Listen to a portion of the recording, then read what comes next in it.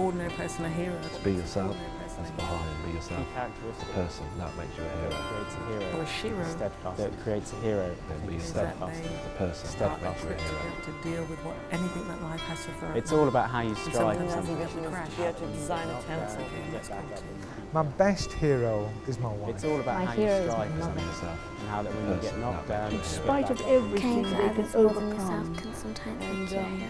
Look Doing the beyond right thing themselves. when it's hard Be to. yourself as Baha'i, and be yourself as a person. That makes you a hero.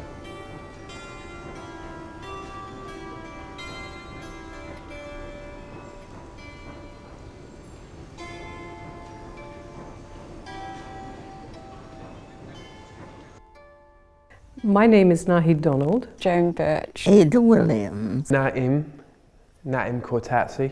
My name is Rafi. How old am I? 50-something, and I live in West Sussex. And I live in Tillycutry. I'm from Cornwall originally. I'm a teacher. I work in management training. I'd like to be a doctor, a bank manager, or be a pop star. Well, I really feel inside only 17. Only 17. I'm a mother. I edit the Baha'i Journal. I'm a songwriter. And my present abode is Burnlaw, Whitfield, Hexham, Northumberland, UK, planet Earth, planet Earth. I became a Baha'i in 1990 as a result of a friend in this village who insisted that Baha'u'llah was the return of Christ, which annoyed me very much. I thought it was blasphemy. And they felt that I'd betrayed Jesus and I'd betrayed the church and betrayed everything that I'd been brought up to believe in. They were very concerned that the Baha'i faith was a cult. I was brought up to believe that people who believe in God are essentially stupid and weak. I was living in the Western Isles and I bumped into a Welsh hairdresser who wouldn't teach me the faith. I wanted to know who the boss was and where does the money come from. Those were my first questions. And on insisting, he eventually gave me a very boring book, which I didn't read for 2 years. And then eventually I asked if they had any books for stupid people, and they gave me a copy of Paris Talks by Abdu'l-Baha. I had a greenhouse full of dope growing at the time, and I had about 15 demijohns of wine popping away in the kitchen. I was hanging out with my friends and stuff. They were all drinking, all doing drugs, and you know, they were kind of racist. And you desperately want to be one of the crowd. I felt quite lonely growing up in my city as a Baha'i youth. And one night I had this amazing dream about her, where she took my hand and said, "Come with me, because a revolution is beginning in the world." I don't think it's a button that you turn on and off. I wasn't a Baha'i, now I'm a Baha'i. For me, it's something that I'm constantly trying to achieve. I have been a Baha'i for almost 80 years.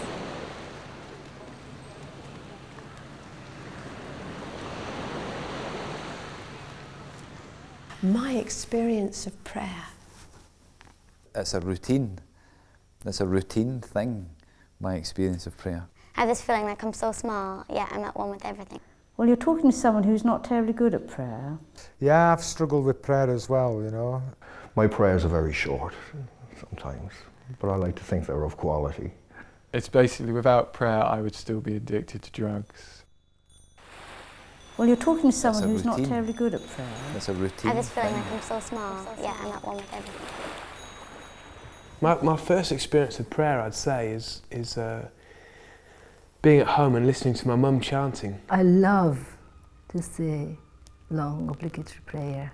We were quite disrespectful as well when we were quite young. We'd have the TV on, or, you know, we'd open the door and walk past her while she was doing it, but she would be totally oblivious of us.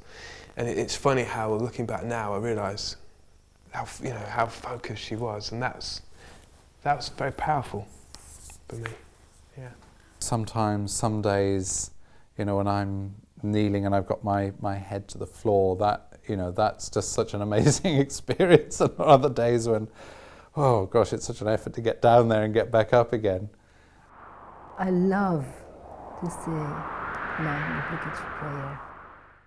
When I became pregnant with my first child, Yasmin, I was told that I would lose her. All of those prayers that seem to refer to God as a loving friend are incredibly comforting. Go home, lie down on your bed now until you miscarry. I read the Will and Testament of Abdul-Baha to Yasmin as she grew in my stomach, and I read this madly morning and evening to her. Having absolute faith and trust in Baha'u'llah and in God.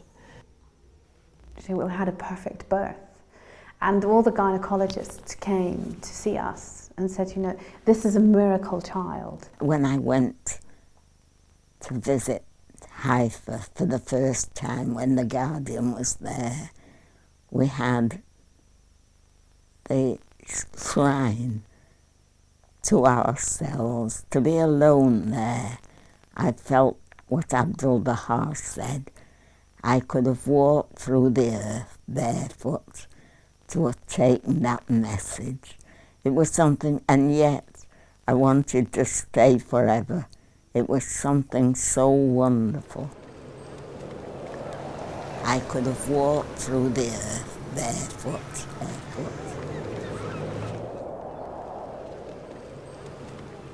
One of the most important projects I think that I've been involved in is having a family. I decided to dedicate my life to serving Nottingham community. We run the Thomas Breakwell School, Stevenage. Peacemakers Club.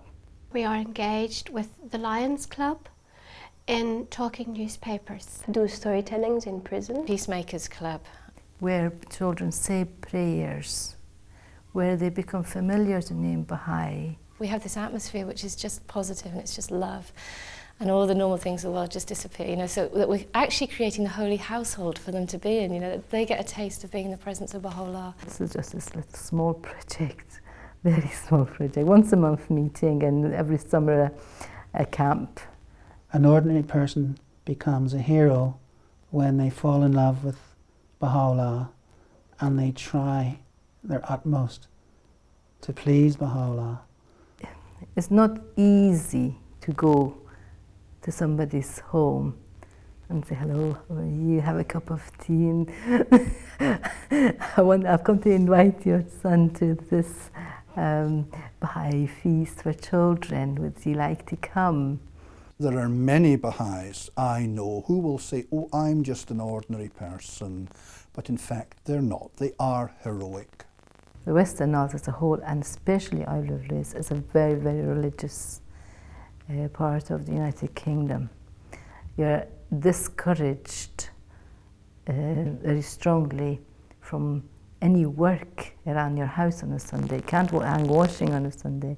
You can't dig your garden or mow your grass on a Sunday. In spite of everything, they can overcome and look beyond themselves. It's well known now, actually, within the education system in the Western Isles, and especially the community education. Often we can feel we're weak and inadequate because we see how we're not doing it as well as it could be done. But we must never ever be put off by that. We just sort of have to keep going and keep going. That and a few remover of difficulties. If you're all doing the job and if you make mistakes, so what? You know, be a rebel. Be wild, be colourful, outrageous, sing your heart out. Don't be shy.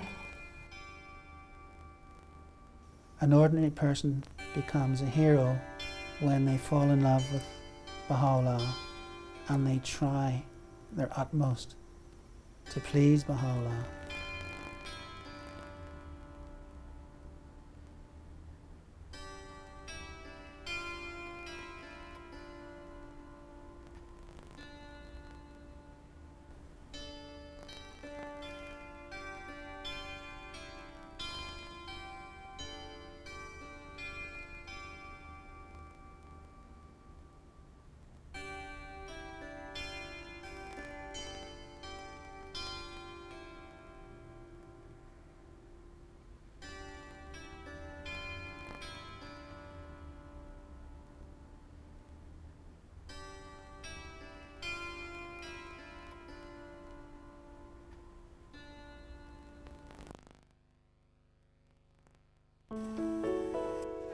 Being in a Baha'i community is just a feeling of warmth, you know, of being loved and accepted for who you are. Just the fact that I introduce myself as a fellow Baha'i is enough to assure me of welcome. The spirit of this community transcends name, in actual fact. As if it's something kind of commonplace, but it as soon as you know they're Baha'i, your heart just sort of opens. This community transcends names. There's an openness that flows immediately. Especially as a single something person. kind of commonplace, but it there are certainly people isn't. from all walks that you've got a wider family living really near is wonderful. I feel safe and protected. Utter frustration mixed with utter delight.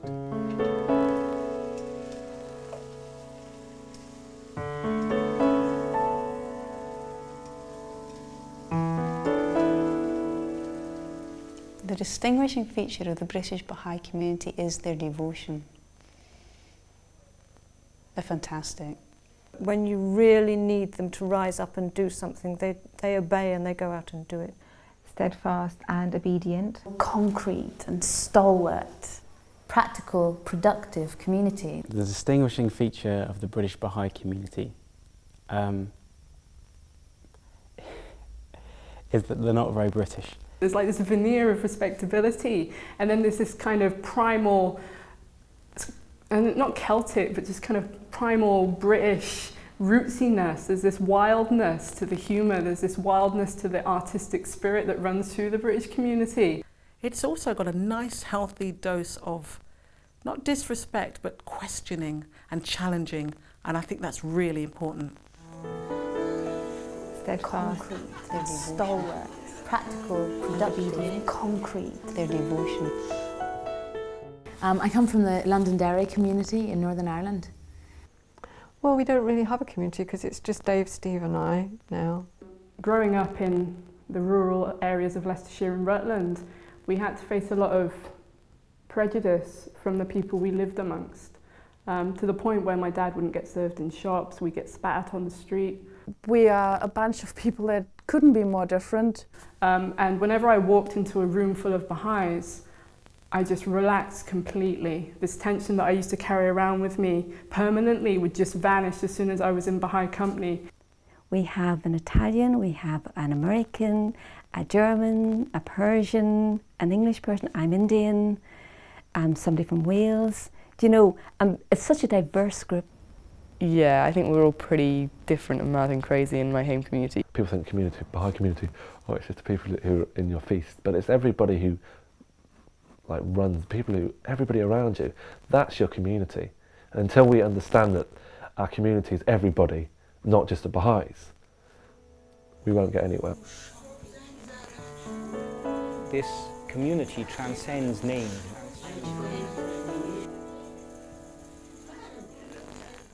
We run the Thomas Breakwell School at Stevenage. When they first used to come, they used to swing off the light bulbs. Now they come in and sit in a circle. I meet my friends and I learn more about the religion I'm in. You can learn about all the different religions, not just your own. I remember my children's classes I attended to, and they were so important to build my Baha'i identity. And I remember learning my first hidden word and getting a Twix at the end. It's just the things that we learn, I feel will be, when I grow up, I think will be useful, and I feel good about coming here. The areas which could be most fruitful for the future is to put the children and junior youth centre stage and to plan the activities and developments which are going to be most useful to them. When they first used to come, they used to swing off the light bulbs. I meet my friends. Now they come in and sit in the circle. You can learn about all the different religions, not just your own. The Swindon Assembly had been running the Tranquility Zone in Swindon for about 3 years. And they decided to raise spiritual awareness, not just amongst the Baha'is, but the whole 180,000 population.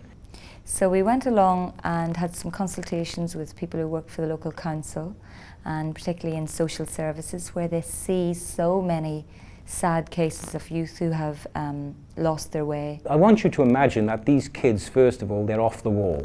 would say, of course, there are difficulties. You know, of course, you don't have this wonderful, perfect behaviour. Of course, they throw things across the room and you get all these kind of things going on, but that doesn't matter. This terrible racket coming up the stairs and these children screaming and shouting and swearing at the top of their voices. I actually felt like I wanted to lock myself into the toilets and not come out. It was so terrifying. And here we are, we're thinking we're going to introduce tranquility to these young people and have an organised sort of workshop to raise self-esteem. And the whole project began to be built around that one quotation from Baha'u'llah, regard man as a mine rich in gems of inestimable value. They came early the next week. They came earlier the week after that. They didn't want to go home. And there's nothing more amazing than to watch the transformation of a 14 or a 15-year-old in front of your very eyes. Raise spiritual awareness, not just amongst the Baha'is. Seeing souls come alive, transform.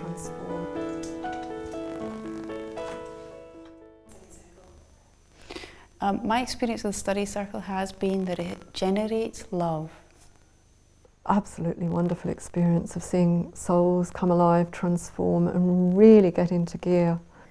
A lovely way of drawing people together, helping people to become like small communities, like little communities. And I had really good times. I've done one with adults and one with youth, and the youth one was wicked. We had a really good time. But the learning style is not mine. I can't learn like that. We were loyal to the material and the process because we believed in what we were doing, but the way the material was presented was a stumbling block rather than an assistance. We started off having quite a bit of friction, and I found the first few days really very challenging. Of course, when you shine a light on something, it's going to cast a shadow, and that has to be dealt with, so that's a challenging part. Just say, no, I don't understand this bit of the writings or whatever, and be irritated with it, you know, because I found inevitably you'd always come to some kind of a resolution about it if you allowed yourself to go through the frustrating bit about it all. But something magical happened as we went through the week, and we really bonded together, and we learnt how to be together as a group, and we learnt to love each other despite the flaws and the differences between us. And it's marvellous when someone who's coming from a totally different perspective and opens a door to the writings for you and lets you see them from their point of view in a way that you couldn't as an individual just discover by yourself. By focusing on the simpler aspects, you become a better communicator to people who haven't come across the faith before. The notion of doing a service project is one that I'm really looking forward to as well. Every time I'm attending study circles, I'm looking forward to it like a dog on the leash who wants to get out, and I just enjoyed every single bit of it. It was a real lifeline actually for the several weeks that I was doing it. And you saw a glimpse really of what a Baha'i community could be.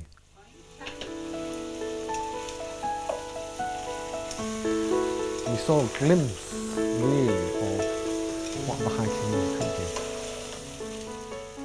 I feel that we are at the beginning of a huge movement which is bigger than our Baha'i community, because here we are, the Universal House of Justice has asked us to promote the activities of young people, to promote the activities of women, and to promote the activities of artists. And that, when you put those three things together within a world context, is what you would call a revolution. And it may be that when the very quiet housewife in the corner is encouraged to give you her perspective on the Baha'i writings and is encouraged in scholarship, she will come up with something that no one really has pursued before. I am longing to see more of a diversity in my community.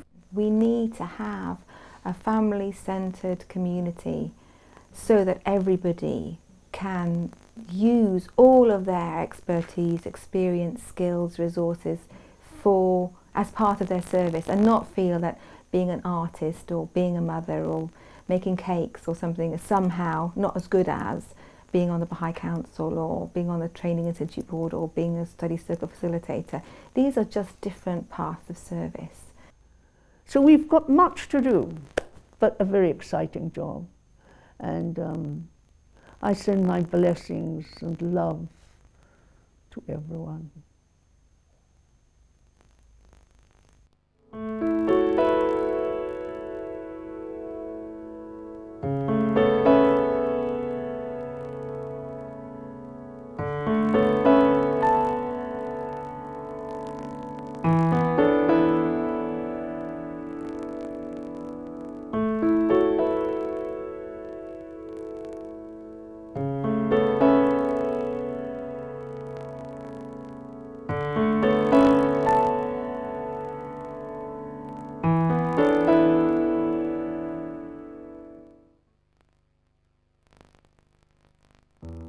The Baha'i administration is a spiritual thing. Before I go into the meetings, I really try and pray, even if it's just a short remover of difficulties. A Baha'i institution as the notion of service. The spiritual side of people is something much greater than what they appear on the outside. An exercise is handing over and receiving guidance. I think we truly live what had been taught. You really are there to serve. We can create the heaven on earth. The spiritual teachings that Baha'u'llah has given us and put it into practice in the real world.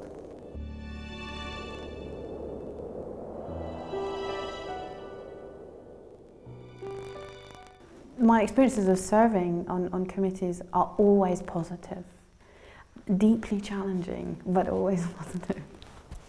Well, I suppose it doesn't matter really whether it's the Baha'i Council for Northern Ireland or whether it's your local spiritual assembly for Belfast. I think the same challenges are there.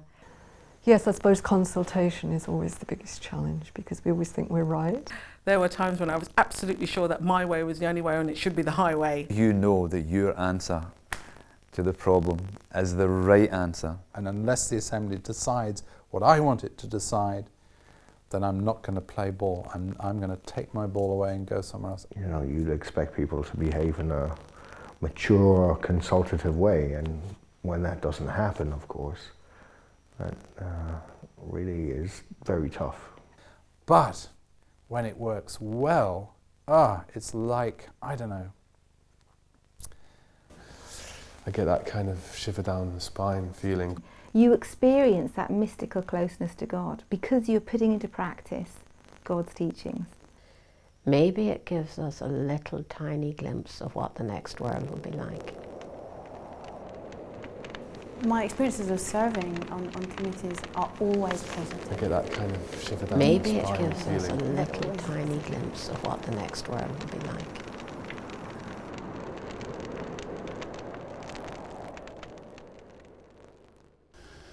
Two particular episodes just made me fall so much in love with the Universal House of Justice.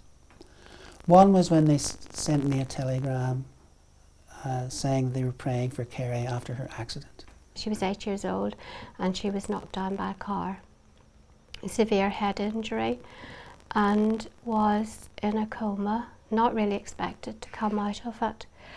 And all the friends in Northern Ireland and beyond were praying for her, and we contacted the Universal House of Justice as well, and they prayed at the Holy Shrines. After 2 weeks of being in a coma and not showing any signs, she was 3 on the coma scale, which is really, you know, it's almost dead. It is brain dead, really.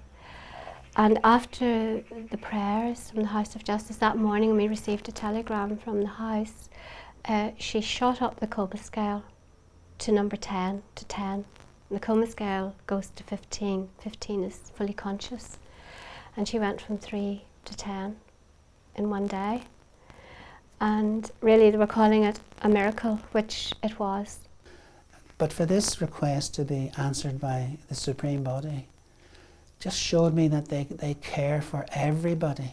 She has now served at the World Centre and in the seat of the House of Justice. And when she went there, it's just a couple of years ago, you know, they remembered, the House remembered. And it has sown a love in my heart for the House of Justice which will never die. They were all crying, she said. They had remembered Kerry. They remembered, the House remembered. when I was a child as a Baha'i, there was still a guardian of the Baha'i faith. There was no universal house of justice. We had no such thing as counselors. There was no international teaching center. There were no, when I was born, there were no auxiliary board members or their assistants at all.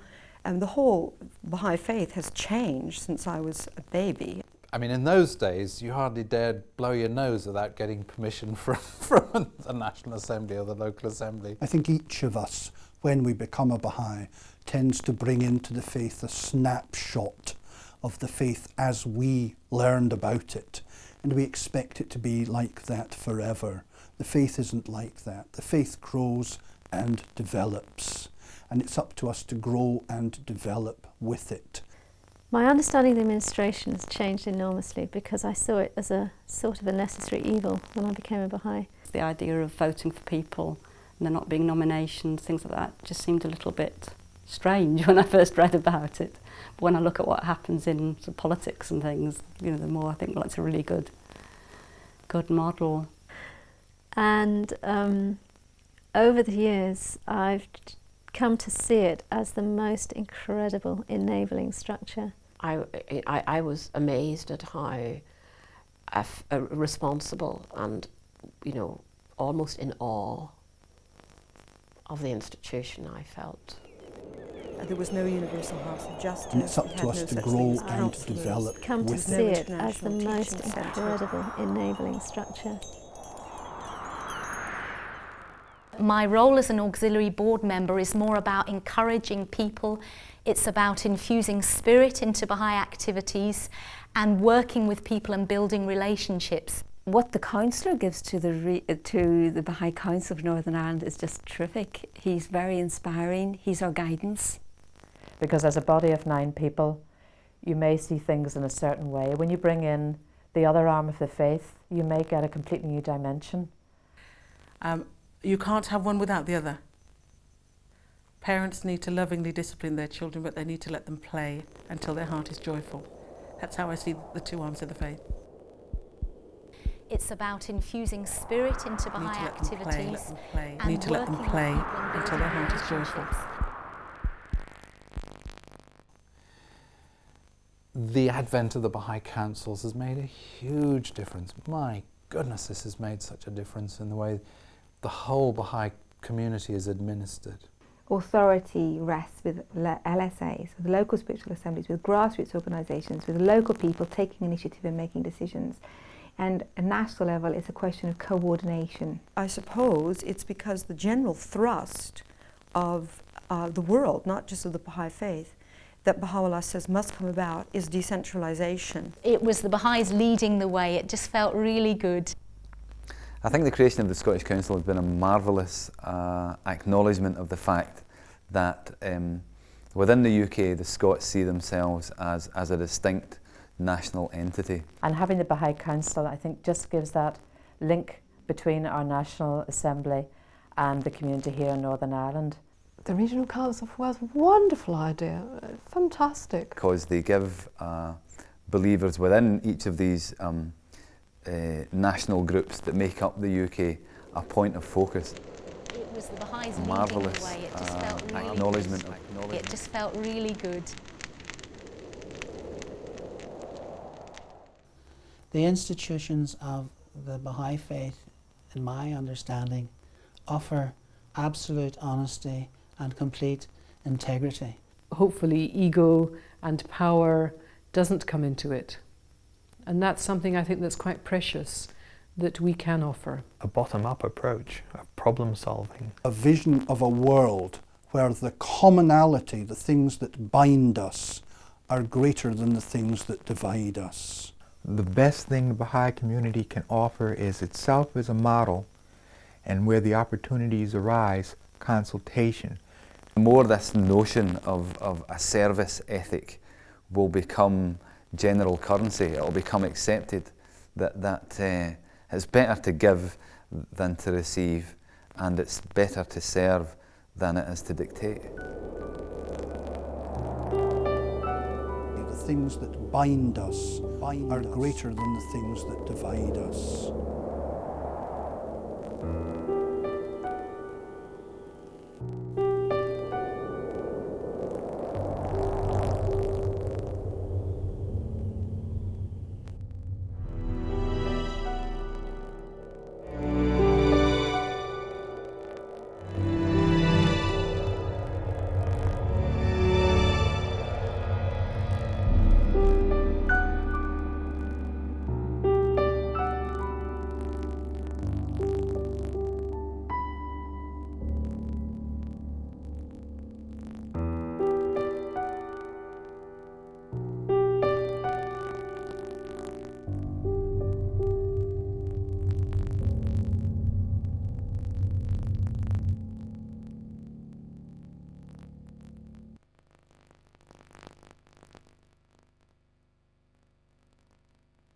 There's an extra shine there. The big knife. Big knife is best. It's a bit more dramatic. Yeah, just press pause a sec.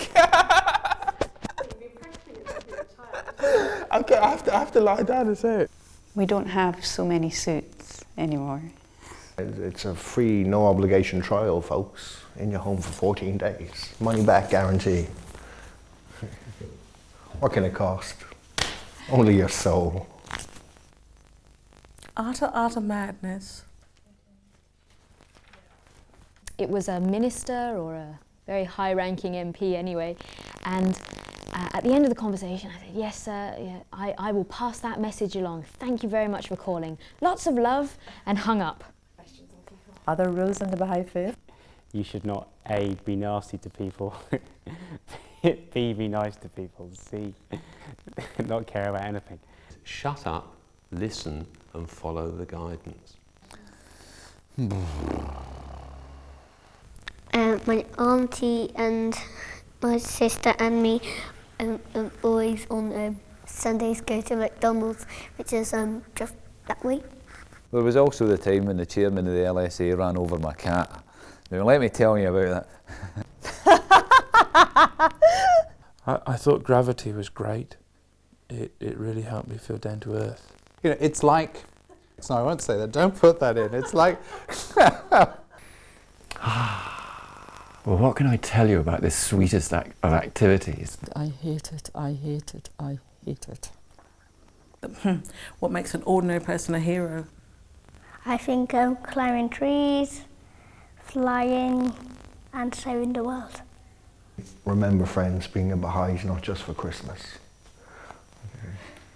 It's for life.